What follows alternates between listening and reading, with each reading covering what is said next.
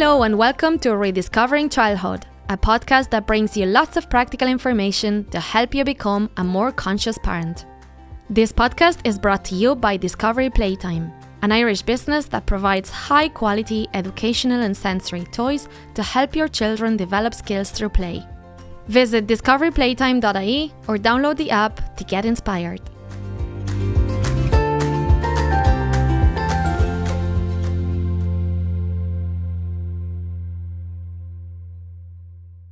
Welcome to a new episode of Rediscovering Childhood. Today we're joined by Shannon McGivern. Hello. An early years educator expert, and Melissa Moore is a play therapist. Hello. Hi. How are you, Melissa? I am good. Great. Great to have you here. Thanks for having me. And Shannon, how are you today? I'm good, thank you. How are you, Maria?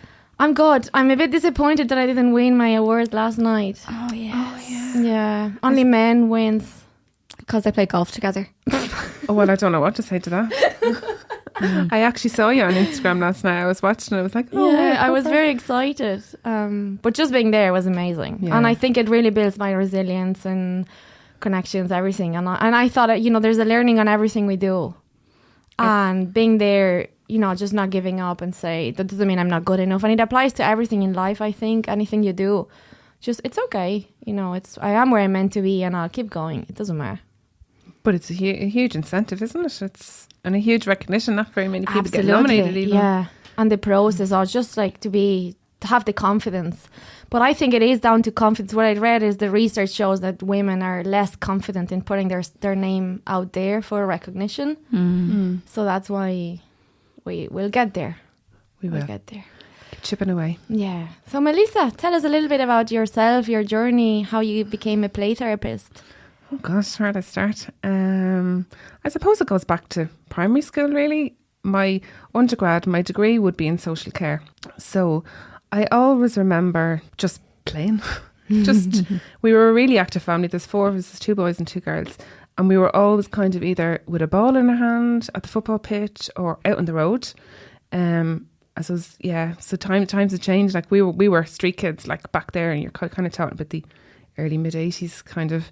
There used to be gangs of us hanging out on the road, and we were playing kick the can or hide and seek or football or hopscotch or all those games. Kind of, we don't really see much of them now, but I suppose that's where I grew up. And our weekends after school were pretty full. My dad would have been hugely involved with the local Gaelic football and hurling club, which meant we were too, whether we wanted to be or not. We spent all of our Sundays kind of going with Dad to the football matches or whatever team he had under him. He was hugely involved in the coaching. But that was kind of free play for us as well. No matter what other kids were there, other parents or coaches would have their kids. We went off, we did our thing, we were playing, we were hiding in bushes and picking ants out off the floor, and if we weren't doing that, we were piling into the back of the car and we're going out to Dollymount Beach, with the dog, running through the water, shoes off. So we had a very playful, I would say, kind of childhood. Now I would have been in lots of kind of extracurriculars as well. I was big into dancing, different types of dancing. I loved camogie. I was playing camogie growing up. Sorry, I'm just thinking of the times I got lumps taken out of me.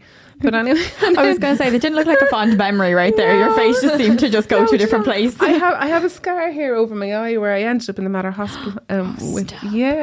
Oh look, it was all good. It was just a bit of blood, and at the end of the day, and it never stopped me playing. Like, to be fair, just a few stitches after a game. That was before the helmets were mandatory, wasn't it? I actually had a helmet on me that day, but there was no face guard on it, so it was kind of pre-face guard.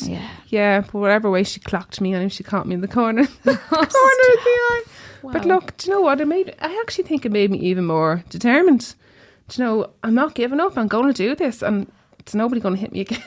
I'm going to remind myself as well, protect myself, have a little shield on me as well. But I loved it. Would have been a dance and would have been involved with. I went from kind of the Girl Guides into Scouts and into the older group, into the Ventures, and ended up being a leader for a few years. That's kind of my play, I suppose, background, and that led me in then just to talk about why I ended up doing what I'm doing. I remember, I think it might have been 3rd or 4th class in primary, and there was 2 girls that came into our school.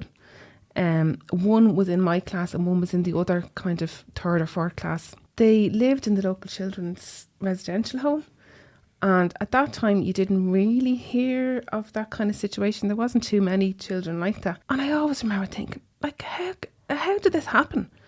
Why are you not living with your mum and dad? Like, I'm living with my mum and dad. I couldn't be not living with my mum and dad. What would I do? Like, and I suppose just the empathic side came out of me, and the lots of curiosity and empathy for them. I kind of would have made a real effort, like, to be friendly with them and include them and stuff.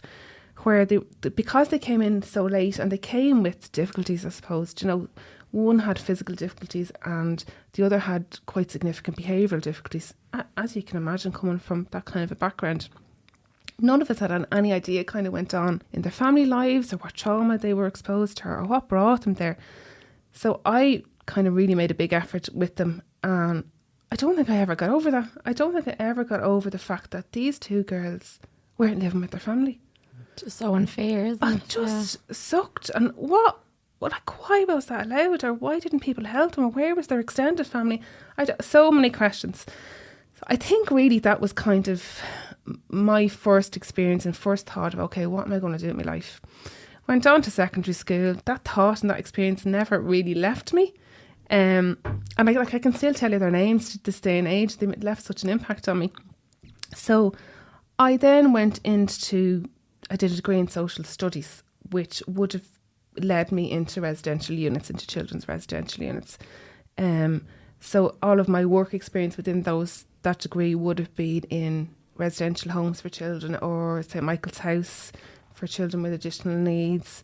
And I qualified from that, and then I got a job like pretty much the day after I came out of college. Wow. Yeah, and so I was about 4 years working within 2 residential homes, one kind of for about 3 years and the other one was kind of on and off. And we had the same group of children there for the entire period. It was a great unit. It was a great system. We really were their family, and we, they were all so close. They made huge progress. I suppose I knew I'd made the right choice, and I suppose I was only fairly young at that time as well, so there was a lot of kind of gratitude, I suppose, for what I had, compared to what they had, and trying to replace those little voids that those children had. And play was a massive thing for them.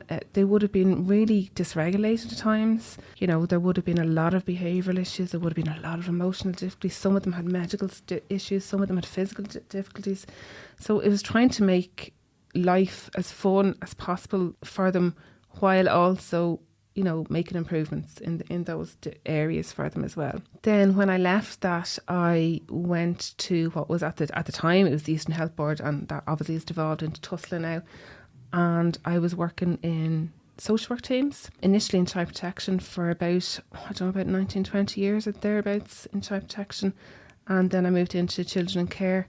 So I was doing basically the individual work with the children, so there would have been lots of kind of work around behavioural difficulties, working through some of the trauma with them, doing lots of work around them understanding their life and what has happened, and why have they ended up in the system and why have they ended up in care, doing lots of work kind of around self-esteem with them. There might have been work there as well around reconnecting siblings. So sometimes obviously siblings can be separated, maybe sometimes as well. So bringing that piece together as well, and filling in the gaps and helping them with school and things like that. And then when they were in foster care, I suppose there was a lot of work done with the foster carers in terms of managing behaviours and understanding why children were behaving the way they were. It wasn't just that they were acting out or being bold because, they were hitting our buttons deliberately, because no child gets up in the morning and says, right, I'm going to do your head in today, I'm going to be really bold. They just don't. And trying to get carers understanding that and understanding where they're coming from. The foster care is amazing. I don't know how they do or what they do. They're just amazing. But trying to support them around that as well, and giving them ideas and tools to use at home, within the home, to try and manage those behaviours and support those children with the emotions that are underlying those behaviours, And then at times we've been lucky enough to reunify families, to biological parents. So that's been lovely. So it's been involved in that, and we're involved in the family visits home, and supporting those parents when they have those children as well, because obviously the parents have had difficulties themselves, to end up involved in social work. That kind of, that took me up to having my own children then, and I cut my hours then and thought, I'm doing all this individual work. It's a really, really fast-paced job, and a lot of it is responding to emergencies. Yeah. So a lot of the time I was getting frustrated, I suppose, because I wasn't able to get in there and do the preventative pieces. And I knew in my head, if I could get these kids really early and do the preventative pieces and do the self-esteem building, the social skills work and emotional regulation awareness and all that, then the chances of us having to manage all these big feelings and behaviours is reduced. But that just wasn't practical within the system that I was working in. And so I decided, do you know what, I'm well fit to do this work. I just don't have the piece of paper. So at that point I said, Ryan, I'm going to go back and study play therapy. And I had worked with play therapists throughout my time in Tusla as well. So I had a really good understanding of what was involved. I went back, I did my postgrad, and then I was kind of straddling both jobs and trying to manage 3 children as well at home. So eventually then, when I was working part-time at Tusla and I was doing my own pieces, and on the other days I started off working within some of the schools that I would have known locally, and then I came away from that and I decided to set up my own private practice. So I have my private practice in Leath, County Meath now. I was doing that for a couple of days a week, and then a couple of years ago I thought, you know what, I'm going to take the jump here. I'm going to take, because my waiting lists were getting ridiculously long. I was being asked to do lots of different diverse kind of work, and I just didn't have the time to do it or the headspace to do it. So I took the leap and I haven't looked back. It's been amazing. So I kind of have a lot of fingers in different pies at the moment, all kind of therapeutic work. So I would obviously do the play therapy with children, and then I would do a lot of parent and support consultations. So it may not necessarily that you have a child coming to see me. It might be just a parent that's going through a difficult patch and just needs a little bit of guidance, a little bit of support. They need a sounding board, I suppose, to make sure that, they have it, they know what they're doing. And generally parents do know what they're doing. They just need a little bit of empowerment and reassurance. So they might come for a couple of sessions. I do a lot of webinars for parents as well. And I'm doing a lot of work with early years educators and schools in the Crow Park area. So training facilitations there. So, really a lot of work and training around recognising and understanding those big feelings and behaviours and what to do with it. So, how do you manage it in a class of 30 or 35 kids? And the same in the early years, and lots of different topics, around grief in the classroom, or anger or anxiety, or, raising self-esteem. How do we communicate with kids? How do we connect with them? So really trying to get that out there, which has started to take off, which is fantastic. There's some brilliant schools out there and fantastic teachers as well, and creche managers and owners as well jumping onto that. And I suppose then the other thing that I'm doing is so I do webinars for like employee wellness programs, so kind of typically kind of lunch and learn things, so it's kind of like an hour long, all topics around parenting, so it can be any of those kind of things that we've talked about as well. And then I'm also a clinical supervisor as well for anybody that works with kids really, but I do a lot of work with trainee therapists, with teachers, some paediatric nurses. Yes, that's kind of led me to where I am. That's amazing, and it's so needed. And you talk about prevention as well, which is, I totally agree, that's way more important to prevent than to react to what's already happened. What is the best thing to do as a parent? Because we can talk about parents and also as for teachers as well, because it'd be two different things, even though we need to be on the same page. But from home with our children as a parent, what's the best thing to do to prevent, to help them understand and manage their emotions before it's too late? There's actually lots of things that you can do, and a lot of parents are doing it without knowing they're doing it. Like, one of the biggest things is your relationship. The research actually says, the best mental health intervention in the world is your relationship with your child, because you know them best. But it's about making efforts around that. So connection for me is probably one of the biggest things. And what does that look like? What does that look like? I mean, the parents listening out there, it really is just about noticing your child, spending one-to-one child time with them. It's not about going out to McDonald's and the cinema and spending a whole pile of money. It's about putting in those 5-10 minutes of play a day, if possible, and where and when you can. Don't be putting yourself under massive pressure. I have to sit down there for half an hour and play this board game with him, or you don't need to do that. 5 minutes. If that's what you can manage every day, then super. And just add add to it as you go. And those little snippets, 1 minute here and there. And I suppose it's about thinking outside the box a little bit as to what is play. It doesn't have to be sitting down with the Dinkies or sitting down with the Doll's House. It can be just having fun, having a laugh, belly laughs, throwing the radio on in the kitchen, jumping up and down to it and high-fiving and playing with bubbles or kicking a ball around for a couple of minutes. It can be baking. It can be washing the dishes in the sink, getting the hands stuck in. It can even be out the back garden, composting, making plants, together. So for me, the connection is definitely it. Connection can be about noticing your child as well. So it can be like if he's sitting at the table doing his homework or eating, that just when you're walking by, you put your hand on their shoulder or you rub their hair, just let them know that you see them, you notice them. You don't have to say anything. It doesn't have to be a time thing at all. It's the feeling they get from that. It's, my mum saw me, she's so busy making the dinner, but she saw me doing my homework. So things like that are, thumbs up across the room or a high five or something like that. Just notice them. One of the other things then is around you naming that feeling. So naming the feeling that you're seeing in your kids, because young children, they don't have the ability to do that themselves. So it's about us as adults actually naming it for them. So kind of noticing things like, gosh, I can see you're in a really good mood today. Look at that big smile on your face. Or I can see you're getting a little bit mad now. You're getting a bit upset now because I can see you going to hit your sister. I can see that fist getting clenched. So noticing them, so always linking the feeling that you're seeing with the behaviour that tells you that that's the feeling. And doing that repetitively so that children actually get to understand what's happening, So, when I go to clench my fists or when my face gets really hot and sweaty, that means I'm getting mad. Okay, if they start getting that, then they can start controlling that. So then they can start putting in their little coping skill to reduce that. And like a typical one would be, that child that's anxious, that has that funny tummy, has that pain in the belly. I always get parents to say, well, is it a sicky feeling? Is it a pukey pain? Like you're going to vomit? Or is it a bit, I'm a bit worried or I'm a bit nervous?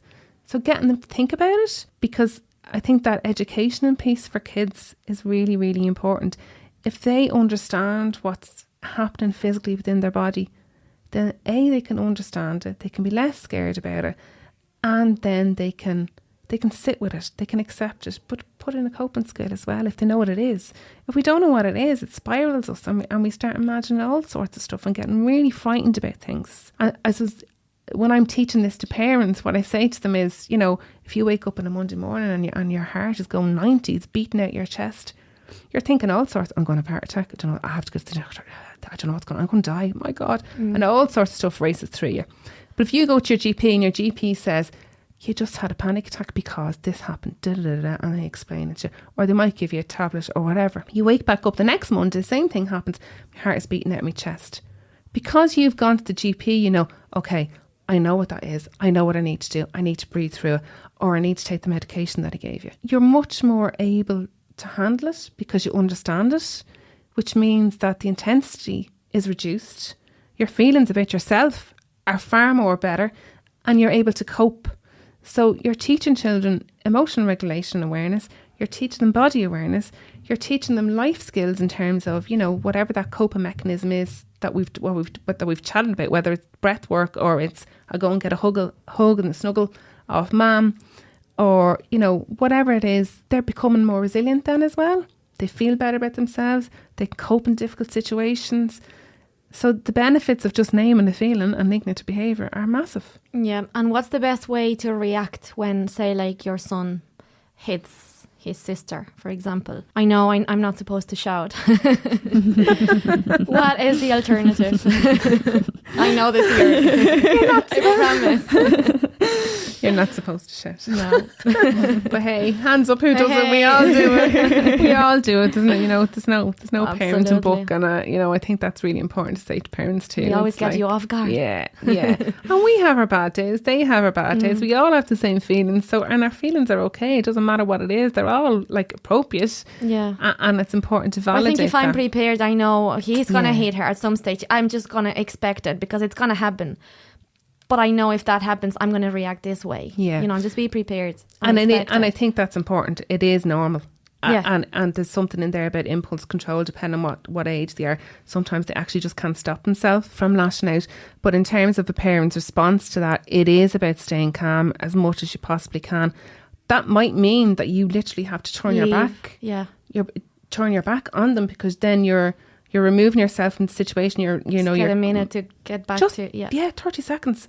Turn around, take your breath, come back around, and it's about responding to it and putting a boundary. And so you might say something like, I can see you're really angry, and name why they're angry. I can see you're really angry. The empathy first, yeah. Because your sister wouldn't let you play or wouldn't give you the toy.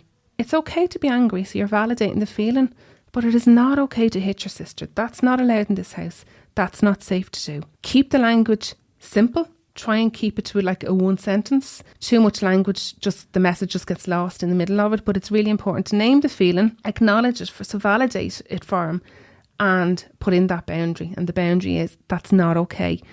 It's important to get that angry feeling out though. We don't want them to suppress that feeling and push it down.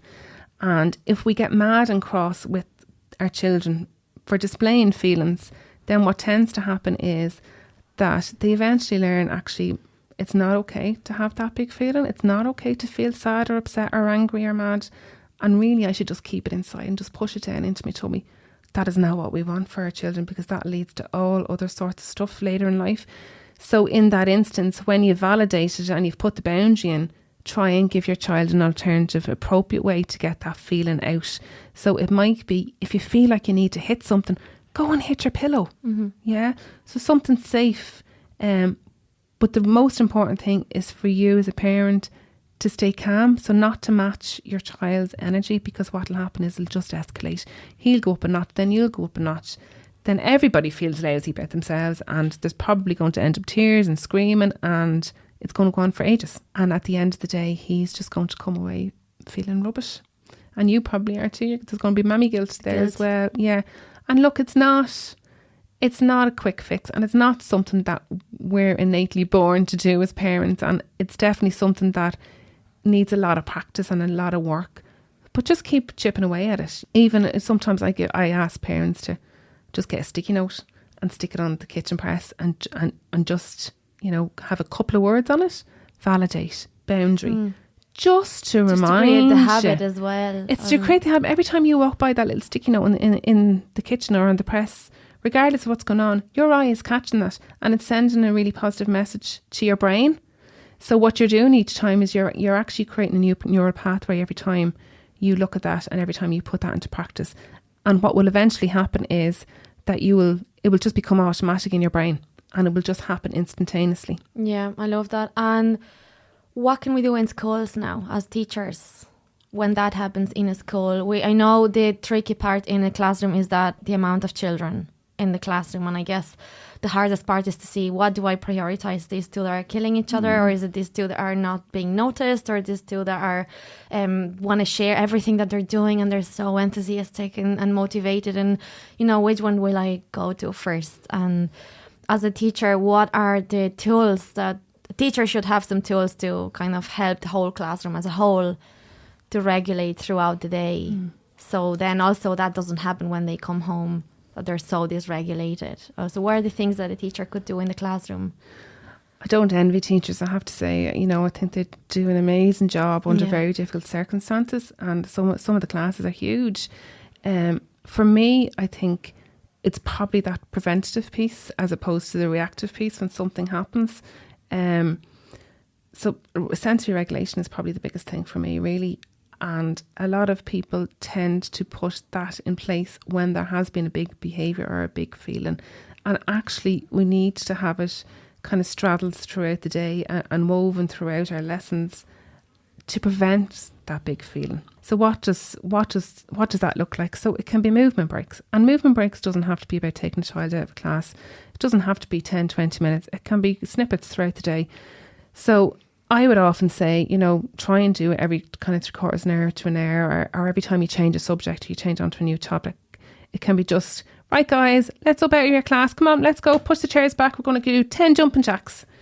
And that's enough as a movement break. It can be about, if there's particular kids that the background and they need extra support and extra movement, it can be, Niamh, will you come over there just and get those books for me off the back shelf? Or Mark, will you go and collect all the books off everybody's tables? So, you're not pinpointing anybody or shining a light on anybody at all. It's trying to come up with unique ways, I suppose, in the class without making anybody feel that they're kind of being targeted.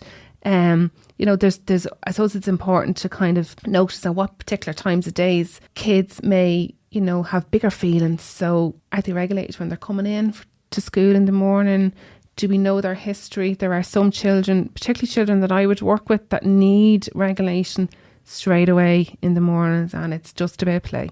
It's play. So allowing them just to even have 5 or 10 minutes of free play in the mornings before you get stuck in to the academic side. So it can be anything, it's about looking at their face and seeing are they engaged. And if they're engaged, well, then they're going to be enjoying it, which means they're going to be regulating themselves. So typical things would be like sand, a little sand tray in the corner, kinetic sand, bubbles, art and craft materials, terra-putty, Play-Doh, things like that. But really, anything that's play-based, for 5 or 10 minutes when they come in. And then they probably go out to the yard kind of at 10:30, 11ish. So it's about looking at, even when they come back in from the yard, okay, what way has that sent them? Has it sent them up?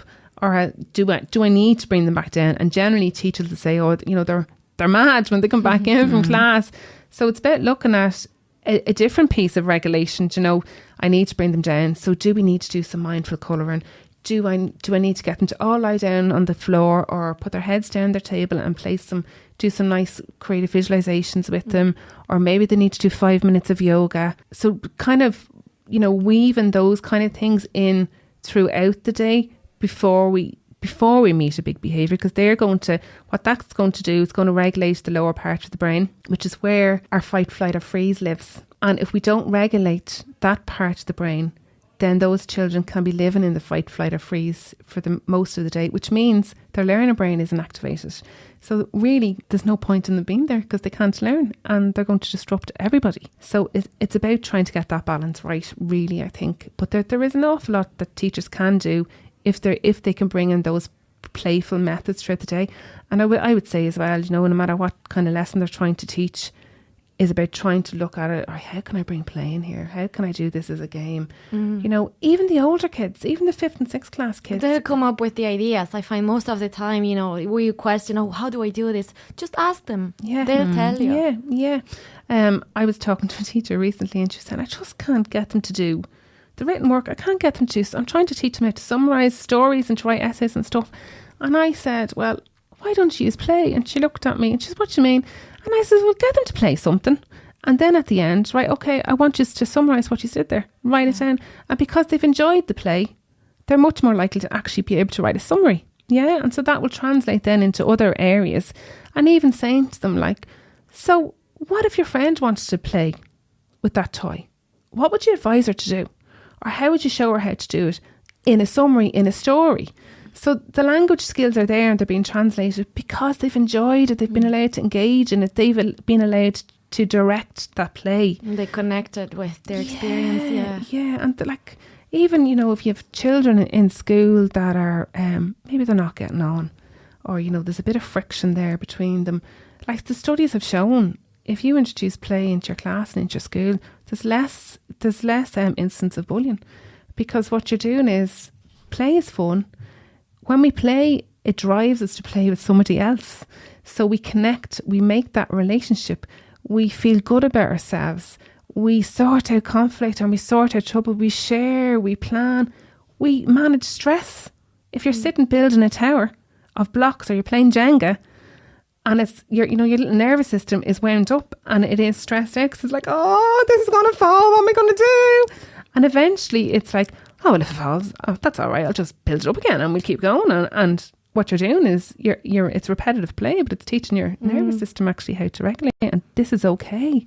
Actually, it's okay to make mistakes. It's okay to be stressed because I know how to do it. I know how to refix it. So I think I moved away from your point a little bit. No, it's perfect. And it helps children to see their friends in different situations. It's like when you see your colleagues on a night out, you're like, they're actually fun. Yeah. You know, so it helps them to see another side of that same person, that they might not be good, at reading and writing, but they're so good at running, and because of them my team won, so I like them now. So it really builds that connection, those relationships as well. Yeah, I heard a statistic last week, actually, just come to my mind there, that 65% of people are visual learners. So that means if you're playing and you're doing as opposed to listening to teacher and being told to do something, you're much more likely to understand it, but to take it in and remember. There's a part of the brain grows and develops if a child is able to figure out a problem with their hands, and that's research as well. There's science around that.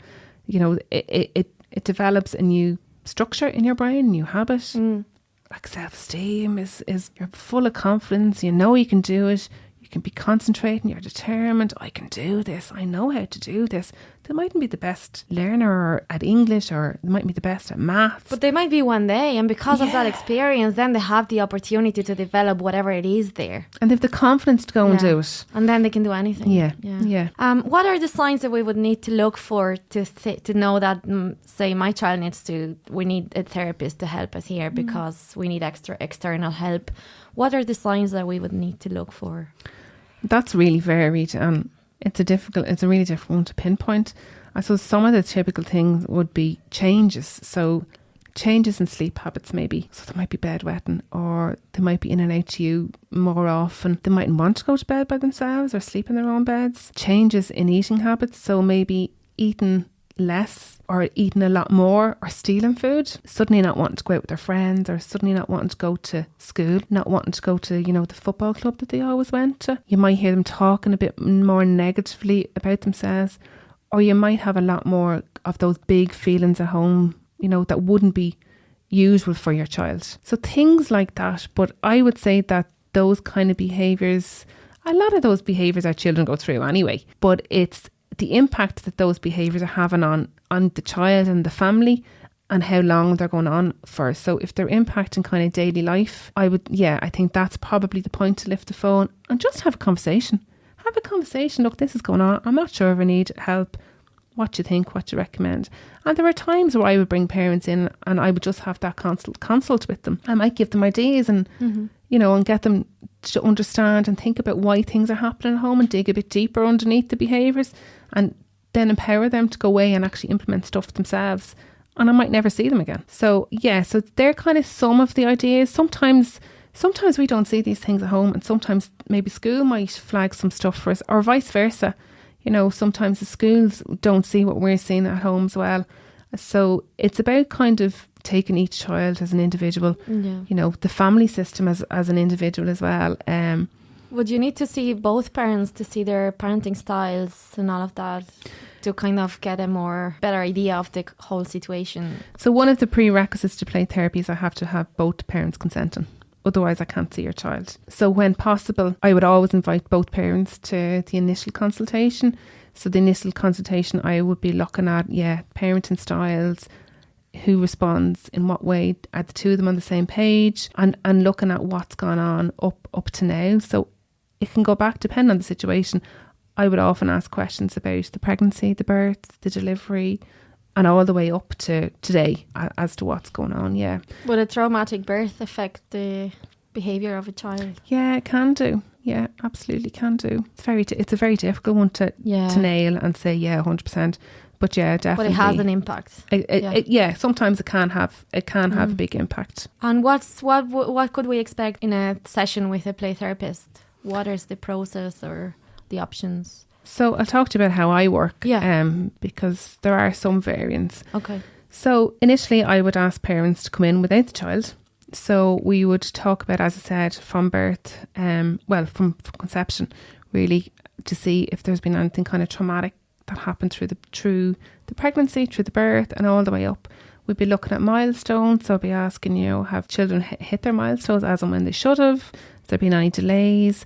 What's happened in the family kind of up to now? So a lot of history gathering. How are parents parenting? How are they managing things? What do they feel like they're struggling with? What do they need supports with? And what's brought them to where they are? So looking at all of that. And then we would send, so play therapy is an initial commitment of 12 sessions. So they will be 12 individual weekly sessions, and they will be 1-to-1 for 40 minutes or thereabouts, depending just on you the child. and the child. Just me and the child Okay. in the room. In the playroom. So the child would come on week 1, depending on what the referral reason. So typically, like if there was separation anxiety, I might have the parent in the room with me for the first session. I try not to. I try and get going straight away and building that trust, because the trust is the main principle between me and the child, so that they want to come back each week and they know what I say I mean. So the first week they'll come in, they'll have a look at the room. I will have given mum and dad some, I suppose, the language to use to explain why they're coming. I might have directed them to my website or to my social media posts, so, or videos. There's videos there as well, so the child can see the room, they can see me, so they know what to expect before they're coming. So I will obviously introduce myself, and we'll have a little chat then about why they're there. So it's really important for children to know why they're coming, so that they have permission then to be able to work on whatever the difficulty is. So there's no secrets from the start. And mum and dad will hopefully have said the very same as what I have said as well. So when they come in then, it looks like a playroom. You know, there's lots of therapeutic pieces and tools within that room, but in a child's eye, it looks like a playroom. So what you'll see lots of art materials, paints and clay. You'll see lots of small world figures. So you'll see dolls, there'll be trucks and cars and kitchen. There'll be some messy play stuff. There'll be puppets and a sand tray and lots of other kind of bits and pieces throughout the room. So when they come in, they are in full control from the start. They are allowed to choose whatever they want to use. So they're really setting the tone. They're setting the agenda. I just follow their lead. There's no hard and fast rules really. The only rules are around safety and keeping us safe. Safe, the child knows that they're in charge of the playing and I'm in charge of keeping us safe at the time. So they pick their toy. And I follow their lead. I will wait to be invited into their play. Some will invite in, some won't. Throughout that play, then I'm reflecting or tracking what they're doing. So, I'm noticing the things that they're doing in the room. Oh, I can see you put her into the car.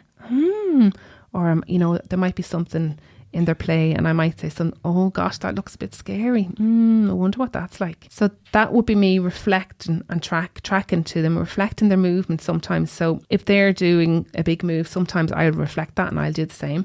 And it's about bringing their awareness kind of to what they're doing. So that's how the session goes really. They're allowed to do whatever they want. They get to make the decisions. So you can see even there, like, I'm building my self-esteem. I'm getting to choose. It's okay to come into the room really mad. It's okay to say, do whatever. Melissa's going to accept it. So children come into the room and I accept what I see in front of them. I don't make any judgments whatsoever. They don't have to perform in a particular way. Anything goes as long as it's safe. And it is confidential to the child still. So they know that I'm not going back out at the end of the session and telling mum and dad everything. Because we do need to treat it with respect, and we do need to treat it the same as if one of us adults was going for therapy. We wouldn't want our therapist going out and telling our family member everything that we've done. But on the flip side of that, if there's ever a reason for concern, parents are the first ones to know about it, and they'll know about it fast. So that continues each week. And then I would meet parents for a review meeting kind of around the 8 to 10 week marker. At that point, we look at, okay, these are the play themes. So we work off play themes within the therapy session. So I might be saying things like, I can see there's a lot of work going on here around control. He likes to have power, or, social skills, winning and losing. So those kind of things. There might be deaths, there might be fighting going on. It just depends what I'm seeing in the play within the room. And at that point then parents will say to me, well, this is what we're seeing at home. We will look at our targets from the initial meeting and say, okay, where are we with them? Are we hitting some of them? And we'll decide at that point if the child needs to go on for further sessions beyond the 12. Some do, some don't. It's completely dependent on the child, because it's non-directive work. You're working at the child's pace and at their speed the whole time. So each child is very, very different to the next child. And you're working with their needs all the time. That's kind of it in a nutshell. Now, I suppose throughout that as well, depending on the referral reason, I would be giving parents things to be doing at home as well to work. So it's not just all about me and the child making the changes in the room. There's usually a piece there for parents to do at home, and it is solely dependent on the referral reason. And in perspective of teachers and in schools and stuff like that, what advice would you give teachers if they notice a child in their classroom like that, they have big behaviour changes and things like that, how could they approach that with a parent and things like that, to approach that maybe suggest that play therapy could be something that would benefit them and the child? I think that's a really hard, it's a really hard thing to do, isn't it? And I think it has to be done with empathy and a lot of gentleness as well. And I think for teachers, you know, even before we come to that, I think it's about having those relationships and those connections with parents from the start, from the 1st of September, you know, whether that's through your app or emails or giving a wave at the classroom door or in the line or whatever in the morning, so that they know you, you know, and you know them in some way, that it's not, you know, who's this stranger coming to me with this big thing, you know. But I think it's about gently asking to have a conversation with that parent and just really saying, look, I'm noticing this in the classroom, you know, I'm noticing that she's struggling. She finds it really difficult to stay in the room or not to lash out or whatever it is. And I'm wondering what does that make sense to you? Do you see any of that? You know, just kind of getting curious about it and just really planting the seed. I mean, no parent wants to be called into school, firstly, at all. And no parent wants to be brought in to be told, actually, you know, I think this, you know, you need to explore this a little bit further, or there's a worry about your child. So I think it's really important that it's done really, really gently. And, you know, and asking the parent, what do you think? Or is there anything that we can do in school? Is there anything that we can do to support you and support your child? And, you know, have you thought about maybe play therapy? You know, it can be really effective for children. And it might be that that's where it's left, and leaving the door open, I suppose, for the parent to come back to you then and say, actually, you know, it makes sense now what you're thinking of and what you've said to me. I've reflected on it, and yeah, I am seeing X, Y and Z at home. How can I access play therapy? Or can you do this for me in school? For So it's about having those very open kind of communications, but gentle and, you know, empathic as well. And what's the next step then, once they've agreed that, yeah, maybe play therapy is the right thing to do now? What would be the next step? How do I find a play therapist? Yeah, so there's a few registers that parents can look up themselves, and they can search them usually according to where they're living as well. So the registers are Play Therapy Ireland, there's IPTCA, there's IPTCA, there is IPTA, and there's IAPTP. So there's 4 organisations there. It's really important, you know, and I will stress this, is that you do, if you're considering play therapy for your child, please go to one of those registers.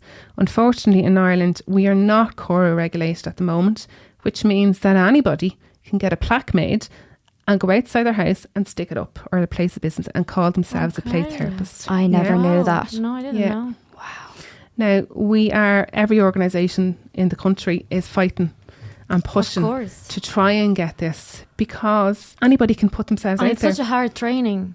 It's a hard training. It's long, it's expensive, it takes years, you know. But not only that, nobody wants a parent to go to somebody that isn't accredited and isn't experienced, thinking that you're going to go to somebody that is going to be the best service and best person for your child, and then to be duped by them must be horrendous. And it has happened. I have had a number of parents sitting in my room saying they went to somebody and it turned out to be an horrendous experience, and I genuinely do not know how they lifted the phone to come to somebody else and give somebody else a second chance. And I was listening, a lot of you would know, Coleman Noctor, I was listening to him there the other week, and he actually quoted a statistics, and he said 87% of advocates for mental health on social media don't have a qualification. So always ask the questions. What is your background? What's your experience? What's your qualification? Are you experienced to deal with the issue that I'm coming to you for? Are you Garda vet? Are you insured? So all of those things are really, really important to ask. Don't be afraid to ask them. No genuine therapist will be insulted. They will welcome that. That's very true. So I'm with Play Therapy Ireland, and I'm with IPTCA. The Play Therapy Ireland, so we were trained by a company called APAC in conjunction with NUI at the moment. NUIG. That's in Galway. Yeah, that's in Galway. Now there has been slight change this year. It's moved actually to UCC. Okay. From there, but I came from Galway, from NUIG. In the UK, which is where APAC is, and they've Play Therapy UK, PT UK, They have something called the PSA, the Professional Standards Authority. So it's a bit like Coro. So we have to reach a particular standard. And in fact, all therapists, all play therapists have to reach a really high stringent standard to be able to practice every year. Do you know, it's not an automatic revalidation or renewal. So we have to go for CPD, continuous professional development, every year. So we have to upskill. We have to go for clinical supervision. So my work is overseen by another play therapist to ensure that my standard of service is good enough. And we have to go for personal therapy as well. So there's a lot of protection and factors put in place there to protect clients and protect families. So it's really important. That's why I'm stressing to parents to please get somebody off one of those registers. It's really, really important. Yeah. And how do you become a play therapist? So you have to have a degree in undergrad. So my degree was in anything education related. Yeah, it was kids, kind of children based, but there are different universities have different qualifications, I suppose. Like a lot of the people that I would have trained would have been teachers, would have been social workers, social care workers, that kind of thing. So my background was in social care at the time, and that was my undergrad. And then I went on, I did my postgrad with NUIG. And throughout that then, you know, you would have obviously your academic side and your practice experience, and having all of those things that we talked about there in terms of supervision and stuff as well. So yeah, it's a long road, and it takes a lot of work. And I did it trying to balance work, study and a family. So, you know, it's hard going. That's really disappointing that there's people who put in so much work and effort to go through what you go through to go get your postgrad and do all your CPD and just keeping up the standards. And then there's other people who are just like, yes, give me money. Do you know, I'm sure it's in every profession. Do you know, I mean, there's been scandals over the years for different types of professionals doing similar. Just to be aware, it's not for us. Families. Absolutely. Yeah. It's just to be aware and not be afraid to ask that question. How can we help a child that, say, it doesn't want to go to school in the morning? We've had that question sent from a few parents. How can we help? How can we support that and change their mind and get them in happily, brainwash them? So I suppose it's what I say to you is every child's behaviour is communicating a need, and it's up to us as parents to try and dig underneath the surface, not just to accept what you're being told or what you're seeing in front of you. Wonder, be curious. So there's a reason that child doesn't want to go to school. It may be about school, or maybe about leaving home. It may be one or other. I suppose first of all, it's probably, you know, needing to connect with school to see, is there anything going on there? You know, that's the really obvious one, isn't it? And then I suppose it's about looking at how we're managing in the mornings as well. So it's about connection for me. And I spoke about it before. I'm going to keep it going. Connection is really, really important. And the research tells us there's 9 minutes in our day that's actually the most important time to connect with our children, and it's broken into 3 minutes. And 3 minutes in the morning when they get up is the first. So if you can try and connect and be a little bit playful with your child, play goes so far, like it really does. So you're getting them out of bed in the morning, and it might be you tickle them or you snuggle them or you're, you know, kissing them all around the head or whatever it is, that's being playful and that's connecting with them. Or it might be that you're having fun with them while you're getting them dressed, or they're getting themselves dressed, whatever age they are. So trying to introduce that in the mornings, being playful with your child before they go out to school, out the door to school, can be really, really impactful. What it's doing, it's regulating that brain, it's regulating the body, and it's sending them out to school in a better way. It's about invalidating how they're feeling as well. I know this is really hard for you. I know you don't want to go to school. I get it. But I know you're going to be okay in school. You're going to be safe. And I know Mrs. Brown is going to look after you really well. And I'm going to be standing over at that gate waiting for you at 2:00. So it's about validating, but you're still kind of putting the boundary in that they still need to go to school. But you're putting your belief in them. You're putting belief in teacher that you know that they're going to be okay. But letting them know kind of what's going to happen at either end of that day. So you're going to be at the gate for them at 2:00. And if it's going to be somebody else collecting them, that they know that that's what's happening. Sometimes, you know, if it's about an anxiety piece in terms of leaving you, maybe it can be about giving them something belonging to you, maybe just like a transitional object to take with them. So it might be your scarf that they can smell you off, or, you know, it might be about drawing the little heart on the inside of the wrist and drawing your little heart on yours as well, and putting them together in the morning and charging them up full of love and full of hugs. So every time you need a hug off mommy, or you're thinking about me, just touch that and I'll send you one. And then the other 3 minutes is when they come in from school, or when you come in from work. So whatever kind of comes first, again, it's making that transition back from school to home fun, so that they're getting that connection with you, but they're getting that play, and that will bring them, de-stress them, I suppose, and regulate them again. But yeah, it's really about being playful in the mornings. It's about validating the feeling, and it's about you emphasising your belief in them, rather than, oh God, what are you worried about? Oh, I don't know what, you'll be all right, sure, oh no, yeah. So it's about being really, really confident in your child's ability, but also the teacher's ability to manage that. And make sure that you let the school know as well. And when they're coming home, that you're not hitting them with 100 questions as well, because then it's like, you're looking through a microscope and there's something wrong here. Like, the child is saying, why is she asking me so many questions? She's obviously worried about me. Like, there's something that I need to be worried about. It's about kind of being really casual throughout the evening. Oh, what game are you playing in school today? Oh, who are you sitting beside today? What was your favourite subject today? So asking those sorts of questions, the really kind of general ones, where they're not homing in on anything particular, and they're not, raising a red flag to the child, going, what's going on here? Like, this is not normal. Just wait until they're home, they're in their comfort zone, and they're relaxed, and then you can ask questions. Yeah. Would play therapy work the same is it the same or anything different for neurotypical and neurodivergent children? They're fairly similar. It just depends on the child and the child's needs. It's still non-directive. It's still at the child's pace. They can still do what they want, as long as there's safety within the session. Yeah, it really just depends on the individual child themselves. But generally, yeah, it's pretty much the same. Yeah, I know a few, lots of parents that would say, oh, my child doesn't need therapy because they're okay. And like that's still that conception of being okay, what's not okay, what's normal, what's not normal. And that's, where slowly we need to just make people aware. Like, it's like when I say I sell sensory toys, they're for children with addiction, and it's no.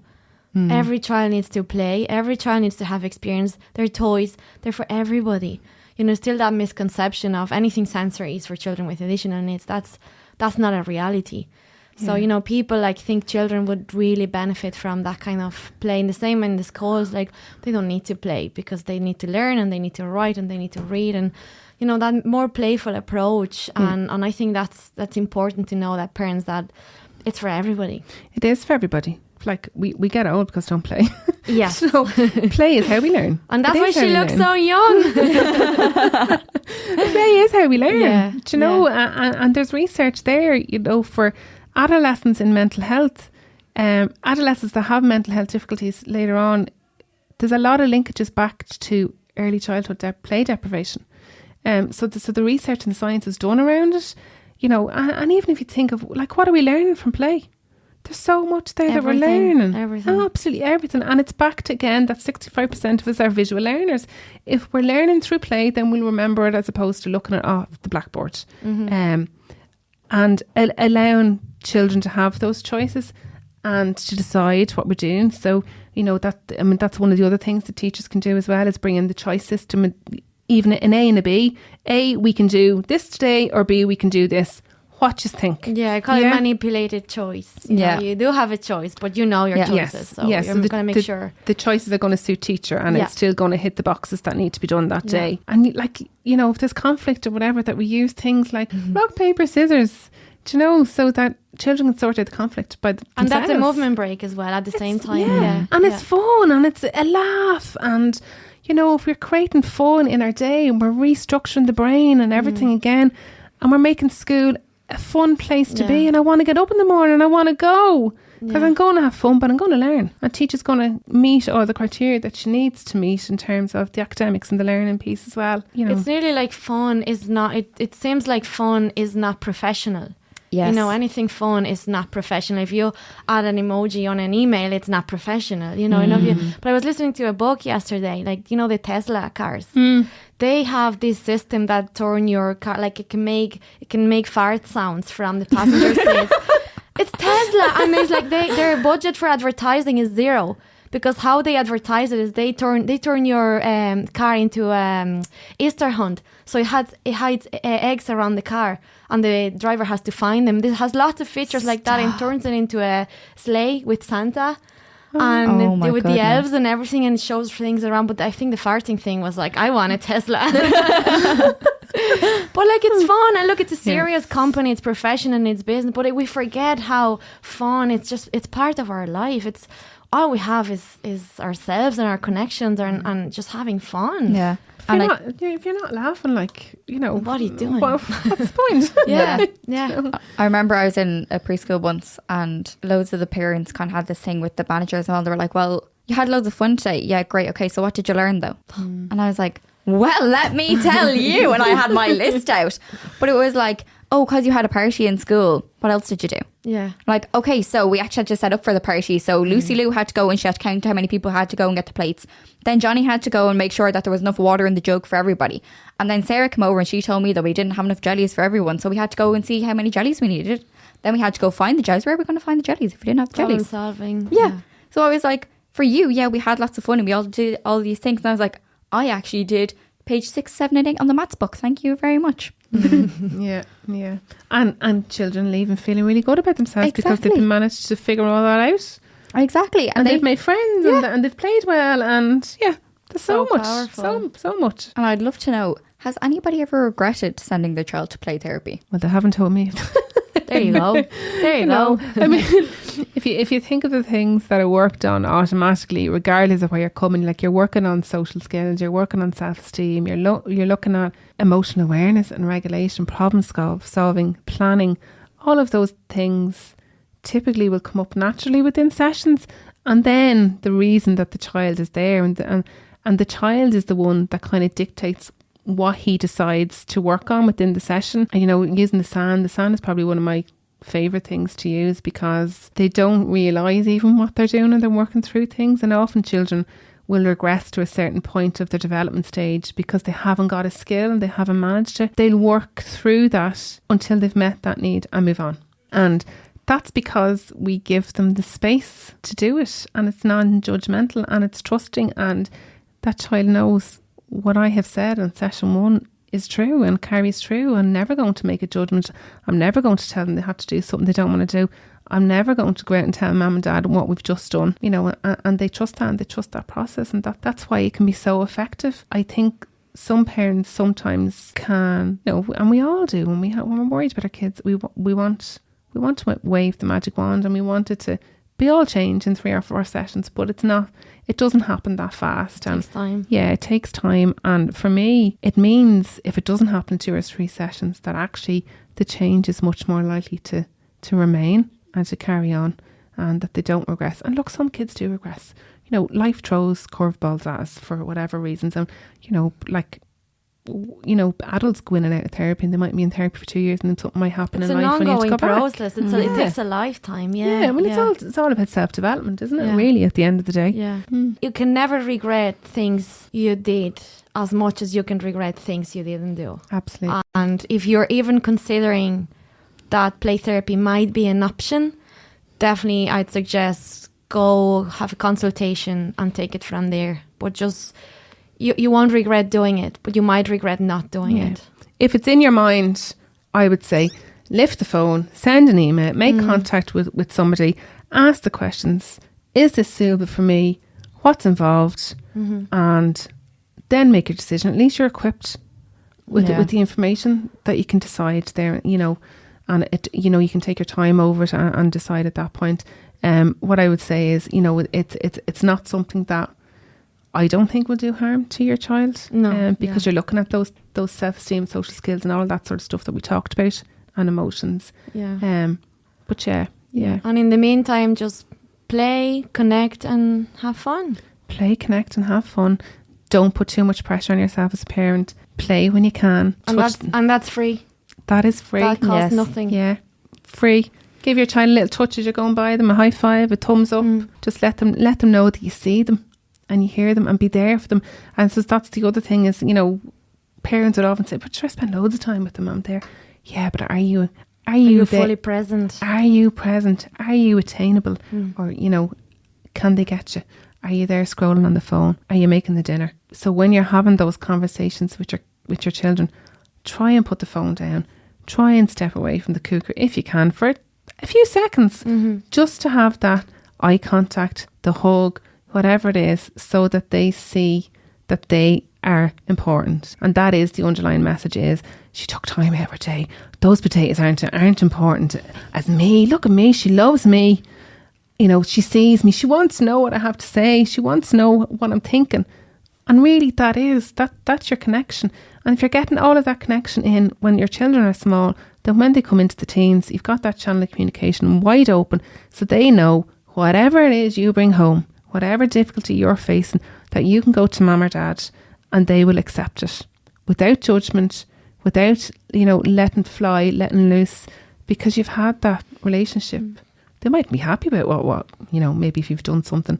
But it's unconditional love. Yeah, absolutely. And that's, that is our aim. It doesn't mean that all behaviours are okay, but no matter what you do, I'm here and I love you, no matter what. Yeah. Melissa, you're amazing. Thank you so much. And thank you, Shannon. Thank you. I've learned so much already, Melissa. Thanks so much. Yeah. I feel like my whole practice has been so enlightened. Yeah, it was really, good. really good. Thank you so much. Thanks for having me, girls. Thank you for listening to this episode. If you'd like to share your own story on our podcast, please get in touch through our social media. Don't forget to like, share and follow so you'll never miss out on upcoming episodes. See you next time!